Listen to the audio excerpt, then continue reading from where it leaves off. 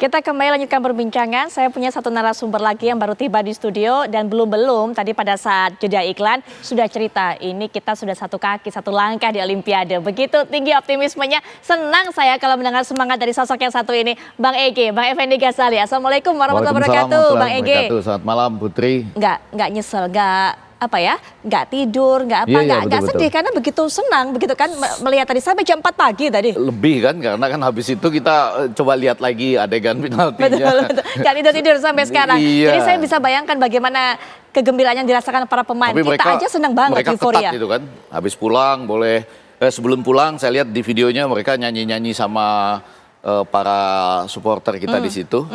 Timnasku menang lagi, timnasku, para pemainnya juga joget tuh di pinggir lapangan tuh, tanya Pak Sumarji dan Justin Hapnernya. Sesudah itu pasti ada aturan-aturannya mereka kan. Betul. Menikmati dulu lah kemenangan pada hari ini. Gitu. Sesudah itu besok akan ketat lagi. Tapi saya sangat gembira dengan kemenangan itu karena tadi saya dengar sendiri dari Towel. Saya rasa ini yang sedang ditunggu oleh semua orang bahwa sebelumnya Towel itu menilai Sintayong itu 80-20, kurang lebih gitu ya. 80-nya itu ada kritik, 20-nya itu pasti ada hal yang bagus. Dengan kemenangan ini, kata Towel pada saya tadi, ini saya kutip aja, nilainya menjadi 70% positifnya dan 30% kekurangannya. Jadi artinya mengalami kenaikan 150% loh. Bang, tadi iya kan angkanya ya. Tadi saya sudah tanya berulang kali, lebih dari sekali. Jadi saya sudah percaya ya, sudah yakin akan kualitas dari Coach Sintayong. Sudah saya tanya berkali-kali. 70%, di angkanya 70%. Sudah mengatakan bahwa itu kata kuncinya yang Pak Marji, konsistensi yang masih ditunggu. Oke, baik. Nah, bicara konsistensi tentu ada hubungannya juga dengan bagaimana upaya dari pelatih Coach Sintayong ini untuk bisa memompa, memotivasi para pemainnya. Pak Sumarji bisa cerita nggak sama kita, apa yang sebenarnya selama ini dilakukan ataupun juga disampaikan oleh Coach STY kepada para pemain selama berada di Qatar, Pak Sumarji? Baik, terima kasih.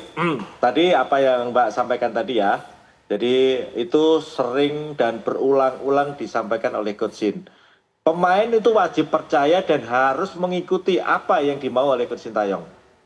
Itu yang selalu disampaikan. Ketika pemain tidak mengikuti ya jangan salah, dijewer, kadang-kadang dimarahi. Kalaupun tetap ngotot ya jangan berharap ada di timnas, pasti dicoret lah kan, seperti itu, dikeluarkan dari timnas. Itu yang pertama. Yang kedua berkaitan dengan soal motivasi ya. Jadi memang motivasi mungkin nanti Bang Effendi ya, Prof. Effendi Ghazali kemarin tak kasih video ya bagaimana saya bersama Pak Edri memberikan motivasi kepada para pemain bersama-sama dengan Coach Sintayong. Tapi selama ini memang saya tidak pernah mempublish kaitannya dengan motivasi itu ya.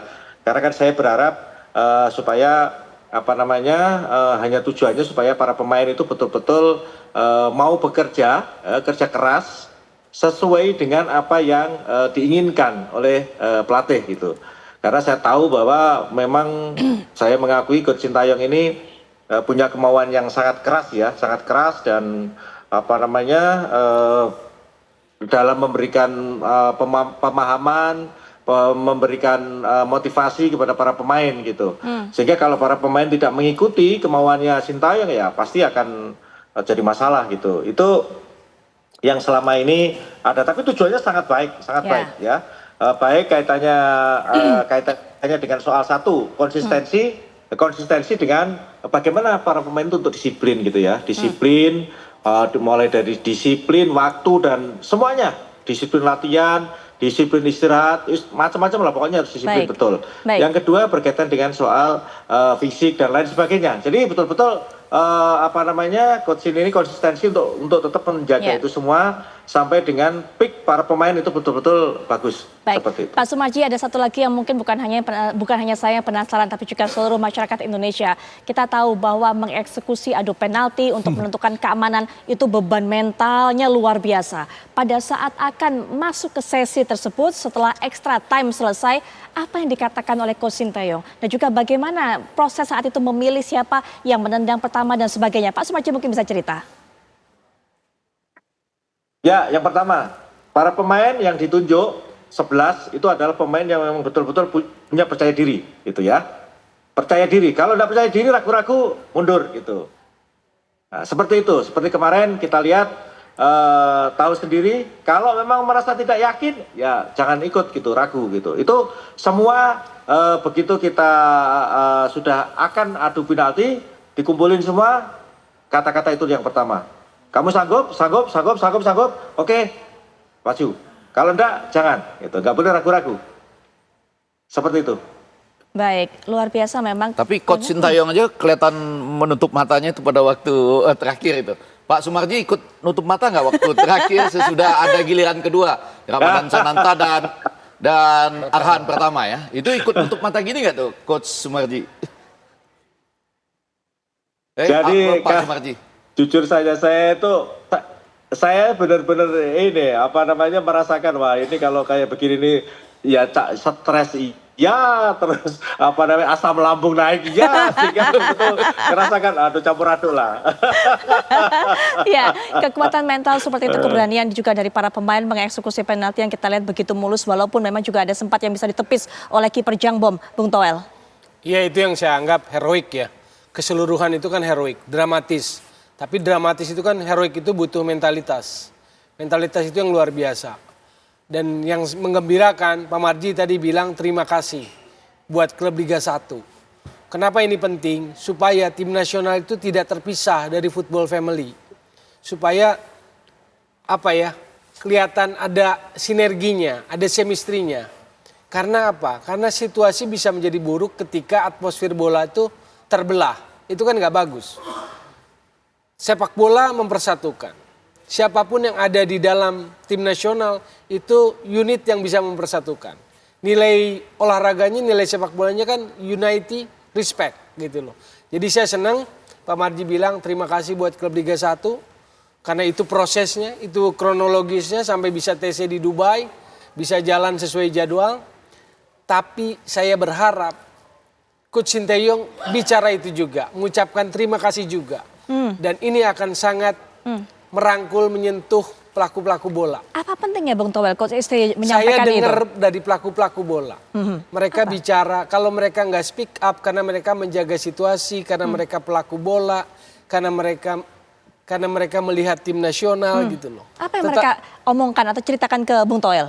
Mereka takut terganggu dengan isu misalnya kalau mereka bicara kritis dianggap anti naturalisasi, anti Sinteyong, lokal pride dan sebagainya, mereka terganggu gitu loh. Jadi kalau di momentum ini ada ucapan terima kasih saja, itu akan mempersatukan. Tidak akan merendahkan siapapun dan akan lebih menunjukkan kebesaran Sinteyong. Oke. Karena proses itu paling tidak ya kalau momentum yang tanggal 30 Maret itu Sabtu. Pak Marji sudah berucap sebagai manajer. Kita dengar tadi Pak Marji, saya mencatat itu. Dan saya berterima kasih. Karena yang saya mau rasakan adalah tim nasionalnya. Indonesianya gitu loh. Dan di bawah itu bukan mereka nggak perhatian, tapi mereka serba ragu. Dengan judgement-judgement yang terjadi di media sosial. Mengenai hal ini menarik, kalau Bang Ege mungkin atau nanti setelah itu Coach Yassin juga bisa berikan pandangan. Ya, yang pertama memang tidak mudah ya kalau kondisi sudah seperti ini. Jadi kan ada dua bagian.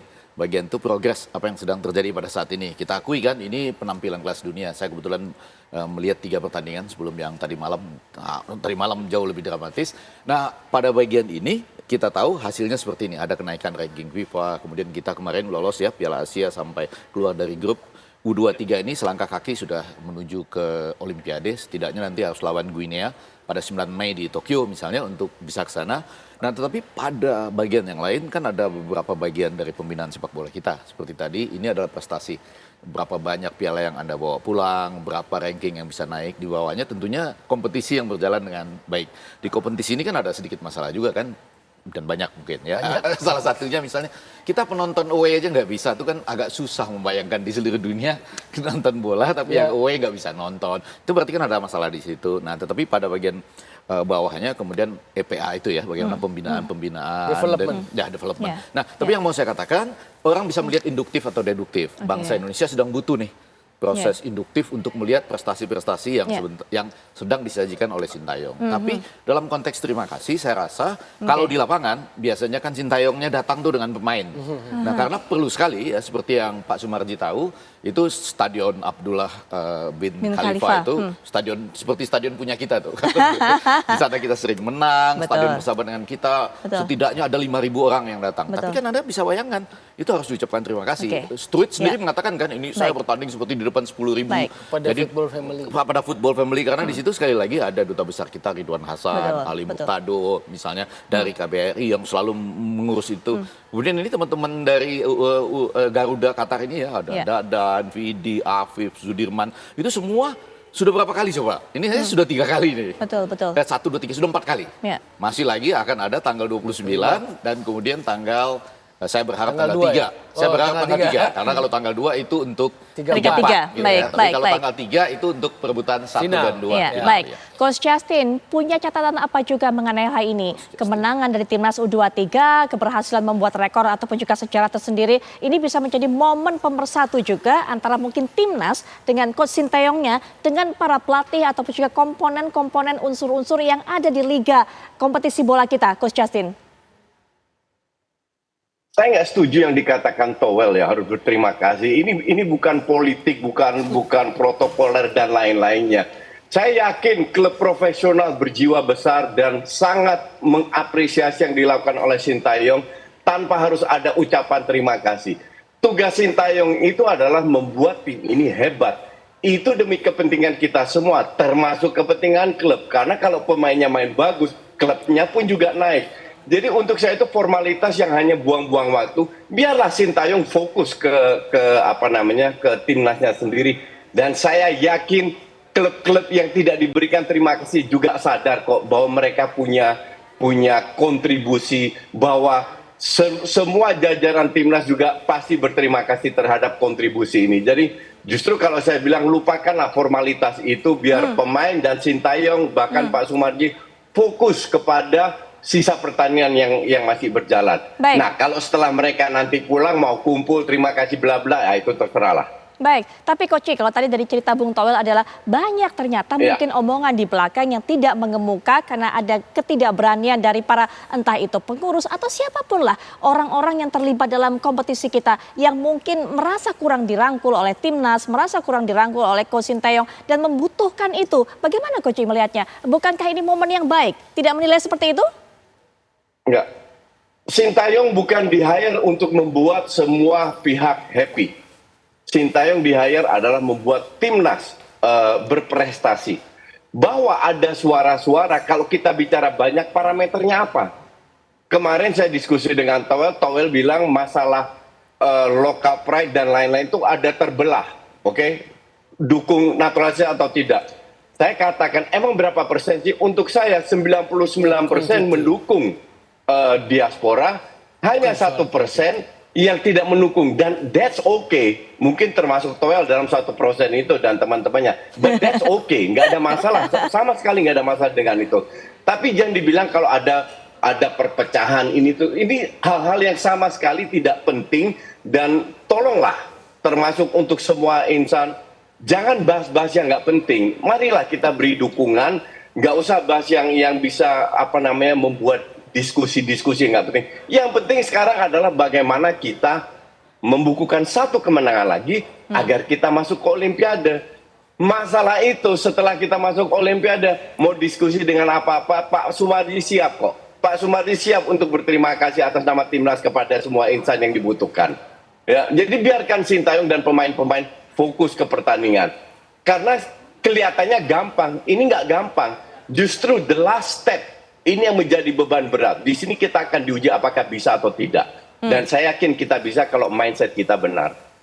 Baik, nanti kita akan bahas lebih lanjut lagi. Tersisa 2 pertandingan lagi. Kalau kita ingin menjadi juara tentunya sampai di final. Bagaimana untuk bisa menjaga konsistensi itu? Apa yang sudah direncanakan oleh pelatih Sintayong? Nanti juga mungkin Pak Sumarji bisa bercerita lebih lanjut. Termasuk juga memberikan tanggapan Pak Sumarji terhadap tadi saran yang mungkin disampaikan oleh Bung Towel. Tapi sesaat lagi kami jeda sejenak, kami sudah kembali.